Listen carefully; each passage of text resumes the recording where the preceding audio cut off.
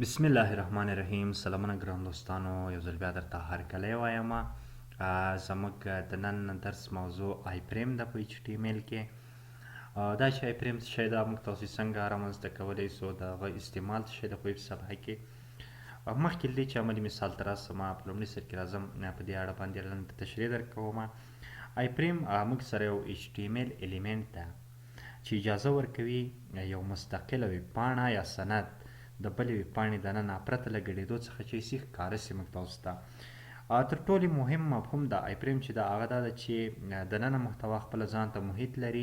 په آی فریم کې د دې په خوا کې خپل جاواسکرپټ، سی اس اس او ایچ ټي ایم ایل لري، تر څنګ له اصلي پاڼې سره مستقیم نه ګډېږي. دا چې موږ تاسو یې څنګه ګریډ کولی سو، راځو په دې کې موږ تاسو یو پریکټیکل اګزامپل لیکو. مثال کار کوم. راځم ویژوال سټوډیو کوډ کې ورته لیکم چې آی فریم ان ایچ ټي ایم ایل. بیا راځم باډي برخې ته. په دې باډي برخې کې څه کوم، یو ډیو اخلم. د ډیو ته یو کلاس ورکوم چې باکس. بیا راځم دا بندوم. د دې په داخل کې یو ایچ دو اخلم، یو سرلیک اخلم. سیده په دې سرلیک کې زه ورته لیکم چې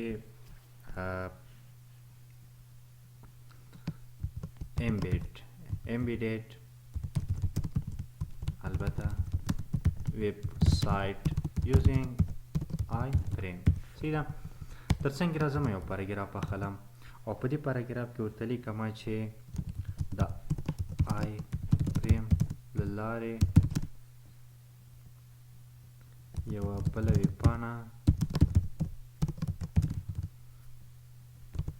د همدې ویب پاڼې کې شوې ده. سیده دا ما سره یو پاراګراف سه، یو سرلیک سه. اوس راځم زه د همدې ډیو په داخل کې یو آی فریم اخلم. آی فریم دپاره موږ څه کوو، د آی فریم ټک څخه استفاده کوو او د دې په داخل کې څه کوو، سورس لیکو ورته. په سورس کې موږ هغه کوم ویب سایټ، کومه ویب صفحه چې غواړو په همدې ویب سایټ کې راولو. د همغې ویب صفحې هغه کومه ویډیو وي یا یوټیوب وي یا کومه نقشه یې ګوګل مپ وي. زیاتره ویب سایټونو کې آی فریم څخه استفاده د همدې په موخه باندې کېږي چې ګوګل مپ یا نقشه راولي، کوم یوټیوب ویډیو چې وي هغه امبیډ کړي، یا دې په خوا کې کوم بل ویب سایټ چې وي هغه څه کړي په دې ویب سایټ کې راولي. راځم دلته ورته سورس لیکو. مثال ما یو ویب سایټ جوړ کړی و تېره ورځ د انپوټ ټایپس په نوم باندې. سیده هغه راخلم، دلته یې اچوم. سورس کې مې همدغه ادرس ورته ولیکه. تر څنګ راځم دې ته یو ټایټل ورکوم. دا د آی فریم اټریبیوټ ده. البته ورته لیکم چې آی فریم اکزامپل. سیده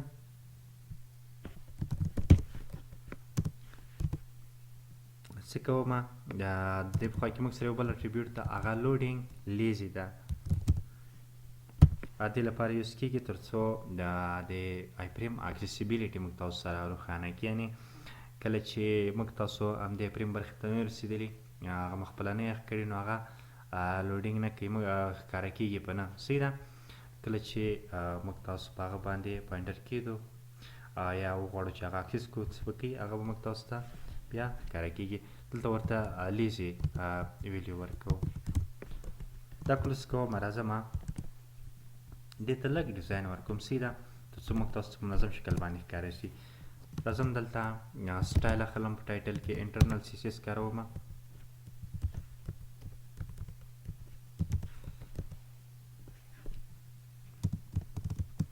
په دې کې لومړی باډي برخې ته راځم. زه باډي برخه کې کارلی بریسز کاروم او دلته ورته لیکم چې فونټ فامیلی د ما سره وي، ایریال. د دې په خوا کې د ما سره بیکګراوند وي د F4 F5 F8. سیده دې شکل باندې.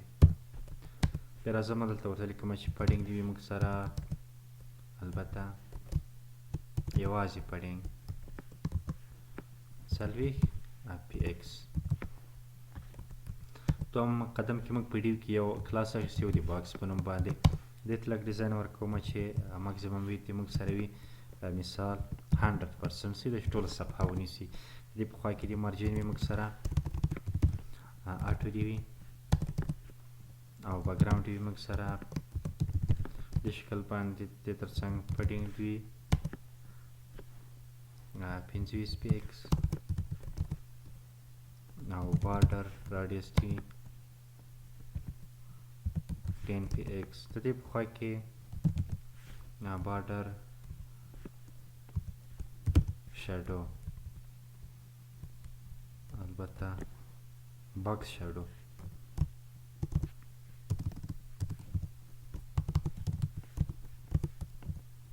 موږ یو باکس کلاس اخیستی ده باکس شادو ورته لیکو چې دا دې موږ سره مثال 0 px د دې په خوا کې 25 px ترڅنګ یې RGBA دا ټول زیرو کوم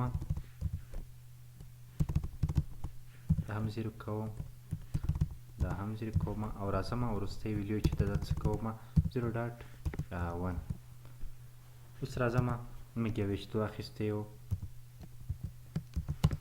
H2 ته کلر ورکوم ټیکسټ الاین دی وي سنټر کې او د دې په خوا کې دی کلر دی موږ سره وي مثال 0f172a بشکل او د دې په خوا کې پاراګراف ته هم څه کوم چې دا د ټیکسټ الاین ما سره وي په سنټر کې او د دې په خوا کې کلر دی موږ سره وي بلو وایلیټ وروستی برخه ما سره آیفریم ده ما آیفریم اخیستی دې ته هم لږ ډیزاین ورکوم ویت ورته ټاکم باکس مو 100% اخیستی او دا هم ورته لیکم چې 100% او بیا راځم هیټ ورته ټاکم مثال ساری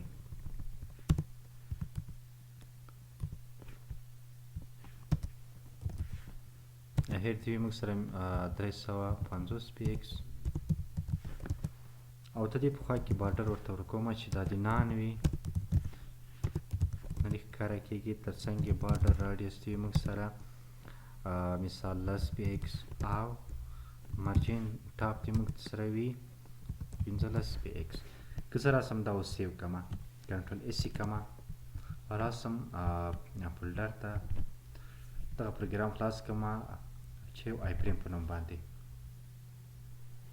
ګورئ دا ما سره یو ویب سایټ فرض کړئ سیده فرض کړئ دغه هلته په دې شکل باندې چې وي نویګیشن منو وي چې ما اوس ډېر کارونه تاسو ته یوازې د آیفریم هغه مفهوم چې ده په عملي شکل باندې وښیم ما سره دا یو ویب سایټ ده دا سپین چې ښکاري سیده د دې په خوا کې کله چې دې برخې ته راسم دا ما تېره ورځ یو انپوټ ټایپس کارولي ول دغه ویب سایټ موږ جوړ کړی و سیده دا ویب سایټ ما اوس د همغه ننني ویب سایټ په داخل کې راوستی چې په تلو باندې د آیفریم په تلو باندې ګورئ دلته آیفریم ان HTML سیده دلته ما سره دا یو جلا ویب سایټ ده اوس په دې ویب سایټ باندې که زه کلیک وکړم په همدې ویب سایټ کې دې برخې ته راځم که څه هم زه اوس په یو بل ویب سایټ کې یم خو د دې په داخل کې ما د آیفریم په تلو باندې دغه ویب سایټ راخیستی سرویسز برخې ته ځم دلته سرویسز برخې ته به راځم زه وګورئ ترڅنګ فارم سبمیټ کوم فارم ډکول غواړي په دې کې ما سره فوټر ته یو جوړ ویب سایټ ده وګورئ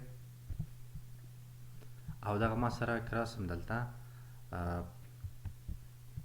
دلته یو رنګ ور بدل کړم دې باکس ته مثال دغه رنګ ورکوم سیده دغه رنګ ورکوم کنټرول اس کوم راسم او د یې لیکلو ته هم رنګ ور بدل کړم چې دا د ما سره کوم ډول باندې وي دواړه دې سپین وي البته دې په خوا کې بلو وایلیټ دا دې هم ما سره سپین وي کنټرول اس کوم راسم دلته ګورئ دغه ابي چې کار دا ما سره یو ویب سایټ ده او د دې په داخل کې ما آیفریم کارولی دا ما سره یو بل ویب سایټ ښکاري وګورئ دا یو بل ویب سایټ ما د خپل ویب سایټ په داخل کې راوستلی د څه په تلو باندې د آیفریم په تلو باندې نو لکه څنګه چې موږ وویل چې آیفریم څه کار کوي آیفریم یو HTML الیمنټ ده چې اجازه ورکوي یو مستقله ویب پاڼه لکه دغه ما سره یو مستقله ویب پاڼه ده ګورئ ده